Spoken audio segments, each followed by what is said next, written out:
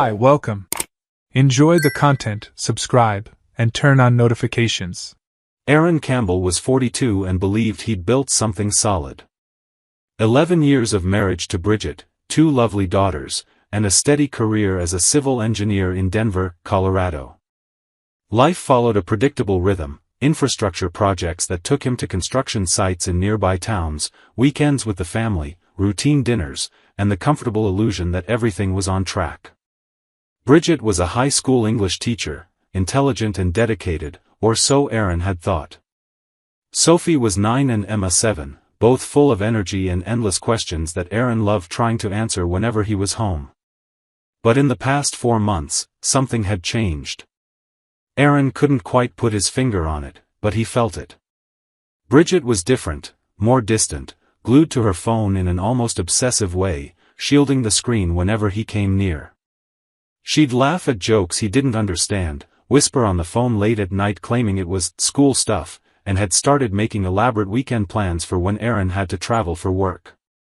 When he asked about those plans, she'd answer vaguely, "I'm just going out with the girls," or "I'm going to do some things for myself." Aaron tried to ignore the growing unease in his chest. Maybe it was paranoia. Maybe he'd been traveling too much, absent too often, and Bridget was just building her own routine.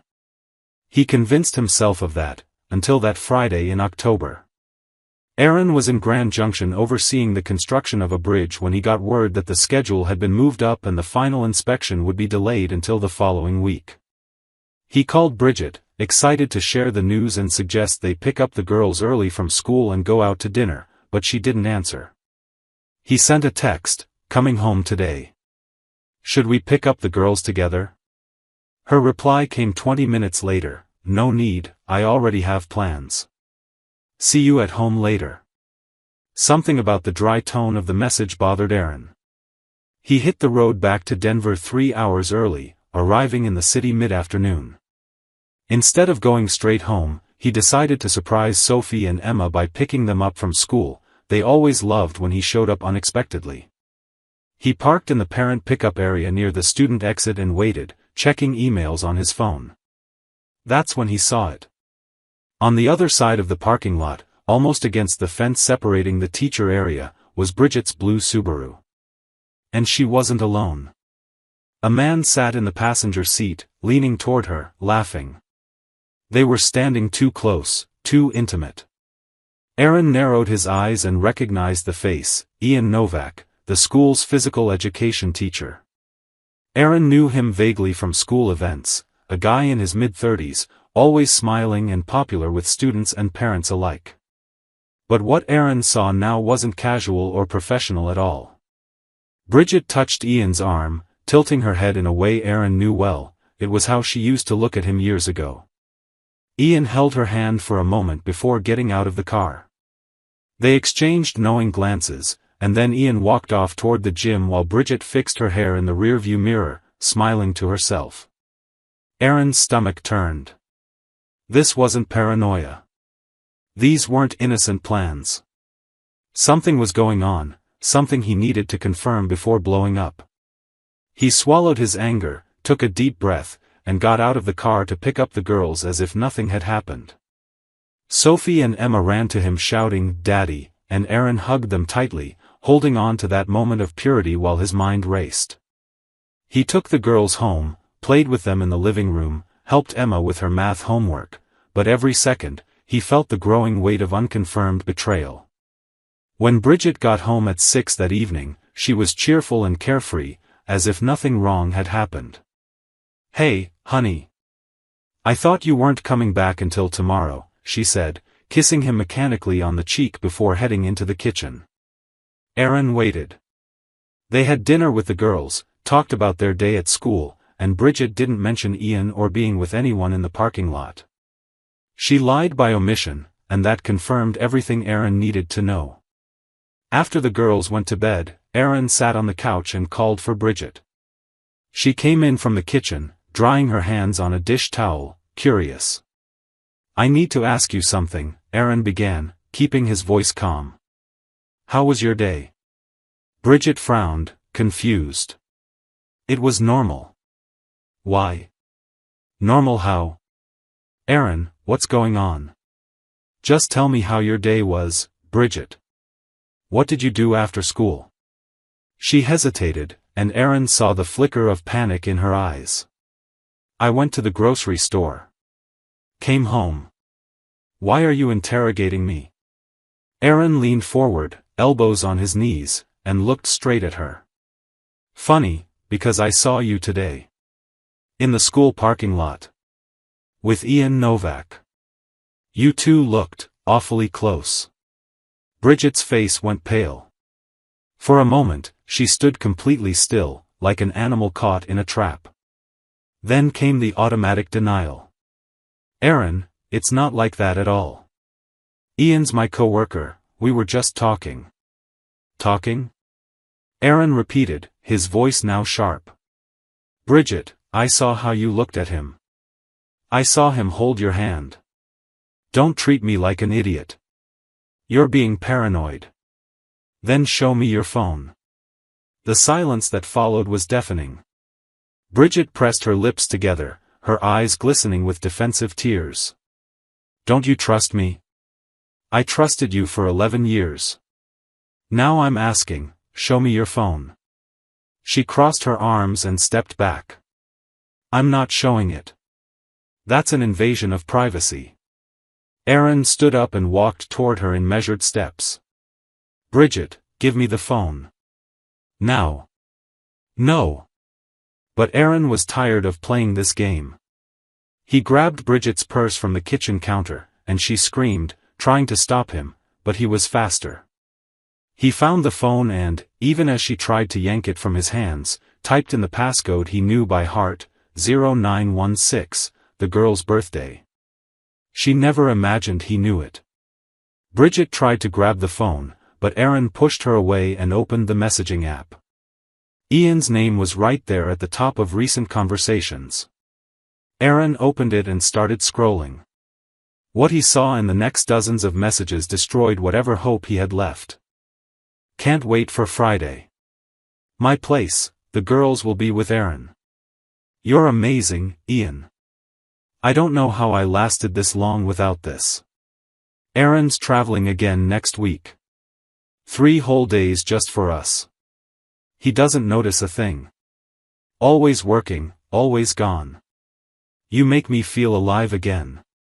Sometimes I wonder if he suspects, but then he acts like always, predictable and boring. I love you, Ian. This is real. Aaron's legs nearly gave out. There were months of messages. Months. Lunchtime meetups when he thought she was grading papers. Weekends when he was traveling and the girls were at their grandmother's.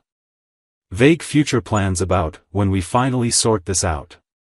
In an August message, Ian had called Aaron a workaholic absentee who didn't deserve her. Bridget had agreed. Aaron looked up from the phone and stared at Bridget, who was leaning against the kitchen wall, crying, but not tears of regret. These were the tears of someone who'd been caught. Almost a year, Aaron said, his voice trembling with cold rage. Almost a year, Bridget. Right under my nose. In my daughter's home. Aaron, I can explain. He let out a bitter laugh. Explain that you've been sleeping with your coworker while I was supporting this family? Explain that you called me boring and predictable to the guy you were screwing behind my back. Don't talk like that. How should I talk, Bridget? Politely? Thank you for cheating on me for a year and mocking me in your texts. She sobbed, covering her face with her hands. I'm sorry. I felt alone. You were always traveling, always focused on work. So it's my fault? Aaron tossed the phone onto the couch. I worked to give you and the girls a comfortable life. Paid for this house, this life, while you were off having fun with Ian during my lunch breaks. I'm sorry. It was a moment of weakness. A year isn't a moment, Bridget. It's a choice. Many choices. Aaron walked to the door and grabbed his car keys. Bridget ran after him. Where are you going? To a hotel. I'm not sleeping in this house tonight. Erin, please, we can talk, we can fix this. He stopped at the door and looked at her one last time. There's nothing to fix. You destroyed this. And on Monday morning, I'm filing for divorce. Bridget froze, reality finally hitting her. You can't do that. What about the girls? I'll fight for shared custody. But you? You'll have to explain to them why Daddy doesn't live here anymore. Erin walked out, closing the door behind him, and Bridget collapsed onto the floor of the entryway, sobbing. But he didn't come back. That night, in a generic hotel room near the airport, Erin cried for the first time in years, crying over the betrayal, the humiliation, the lost time. But when the sun rose on Saturday, something inside him had changed. The sadness began turning into determination. He wouldn't be the victim in this story. He wouldn't let Bridget and Ian win. On Monday, Erin hired one of Denver's most respected divorce attorneys. He presented screenshots of the messages, the history of the affair, and the lawyer assured him he had a strong case. Colorado was a no-fault divorce state, but infidelity still influenced decisions about custody and asset division, especially with such clear evidence. Bridget called dozens of times over the next few days, sending desperate messages begging for forgiveness, but Erin blocked her number and communicated only through lawyers. In the months that followed, Bridget and Ian went public with their relationship. She moved into his apartment, a small, cramped space compared to the spacious home she'd lost. Bridget's social media filled with forced happy photos, trying to prove to the world she'd made the right choice. But anyone paying close attention could see the sadness behind the smiles. Erin, on the other hand, focused on himself. He joined a gym, started running every morning before work, and for the first time in years took care of his mental health by starting therapy. The pain of betrayal didn't vanish overnight, but Erin learned to channel it productively. He dove into his work, leading a highway expansion project that brought recognition to his firm. His boss, impressed by Erin's dedication and resilience during one of the hardest times of his life, offered him a promotion to senior project manager. Erin accepted. The girls were placed under shared custody, 1 week with Erin, the next with Bridget. Sophie and Emma felt the separation, but Erin did everything he could to make sure they knew they were loved. He never spoke ill of Bridget in front of them, even when he wanted to scream. It was in the 4th month after the separation that Erin met Catherine Hayes. A mutual friend, worried about seeing him alone, organized a casual dinner and invited Catherine, a successful architect also rebuilding her life after a divorce. She was 35, had an 8-year-old daughter named Lily, and possessed an infectious energy Erin hadn't expected to find so soon. They talked for hours that first night, discovering unexpected connections. Both loved hiking in the Rocky Mountains, both had survived imploding marriages, and both were focused on rebuilding their lives for their kids. Catherine was unlike anyone Erin had ever known, direct, ambitious, funny, and unafraid to be vulnerable. On their next few dates, Erin felt something he hadn't felt in years, hope. Catherine made him laugh. She listened without judgment. And when he told her about Bridget and Ian, Catherine took his hand and said, "You deserved better. And you'll find better." Over time, Erin and Catherine became inseparable. Their daughters got along well, and suddenly Erin's life, which had seemed shattered just months earlier, began to flourish in ways he'd never imagined. He was happier, healthier, more confident. The pain of betrayal still existed, but it no longer defined him.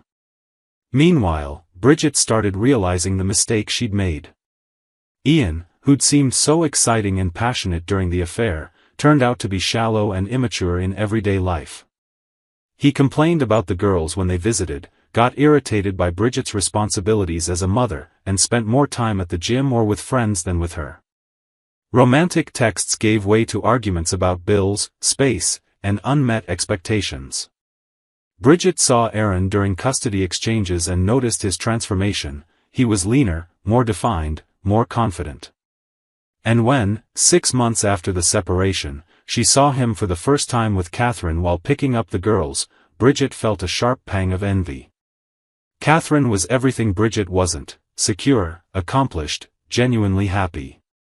And Aaron looked at Catherine the way he used to look at Bridget years ago, before everything fell apart. Bridget began questioning everything. What had she traded: a stable marriage, a devoted man, a secure future, for a thrill? To feel desired? Ian was now distant and disinterested, and Bridget realized he'd never truly loved her. He'd only loved the idea of a forbidden affair, not the reality of a serious relationship with responsibilities.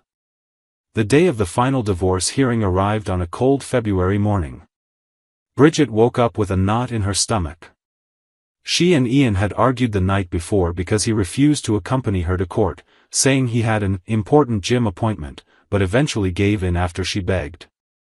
Bridget imagined she'd see Aaron alone, broken, still suffering. She half expected that, not exactly to gloat, but to feel that her choice had been worth it, that he was worse off than she was. But when Bridget and Ian walked into the Denver courthouse and Aaron entered from the opposite side, Bridget felt the floor drop out from under her. Aaron was unrecognizable, not just physically, though he was clearly healthier and well-groomed in a sharp navy blue suit. It was his posture. His confidence. The peace on his face. And beside him, holding his hand, was Catherine Hayes. She wore an elegant gray dress, her brown hair falling in soft waves, a warm smile on her face. They looked like a magazine couple, successful, happy, complete. Ian noticed too and whispered, "Who's she?" Bridget couldn't answer, her throat tight. The hearing was technical and professional. The judge reviewed the terms of the agreement: asset division per Colorado law, shared custody of the girls with a detailed visitation schedule, and child support adjusted so both parents contributed proportionally. The evidence of infidelity presented months earlier had influenced decisions about certain assets, and Bridget received less than she'd expected from the house division. Aaron, on the other hand, kept most of his personal savings and investments. Throughout the entire hearing, Aaron showed no anger or bitterness. He was simply present, answering the judge's questions clearly, signing documents with a steady hand. Catherine remained beside him, a silent but palpable support. Ian, meanwhile, discreetly checked his phone, clearly bored. When the judge finally banged the gavel and declared the divorce finalized, Bridget felt a wave of conflicting emotions: relief, sadness, and a corrosive envy she couldn't control. She watched Aaron and Catherine talking quietly, saw Catherine squeeze his hand tenderly and whisper something that made him smile. That smile. Bridget hadn't seen Aaron smile like that in years, maybe she'd never seen it at all. As people began leaving the courtroom, Bridget approached Aaron in the hallway, her eyes brimming with tears. "Aaron, wait." He stopped and turned to her. Catherine stayed beside him but took a discreet step back, respecting the moment. "Hi, Bridget," Aaron said with cool politeness. I just wanted to say I'm sorry. For everything." Aaron studied her face for a moment, and Bridget saw there was no anger there, only indifference. "I know you are," he said calmly. "But being sorry doesn't change what happened." "You seem different," Bridget said, her voice breaking. "You're doing well." "I am," Aaron agreed. "I'm actually doing really well." Bridget looked at Catherine, then back at Aaron. "Does she make you happy?" Aaron didn't hesitate. "Yes.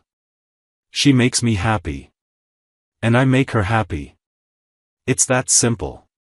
Tears streamed down Bridget's face. "I ruined everything, didn't I?"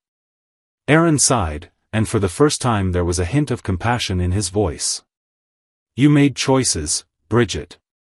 I made mine too. Now we have to live with them.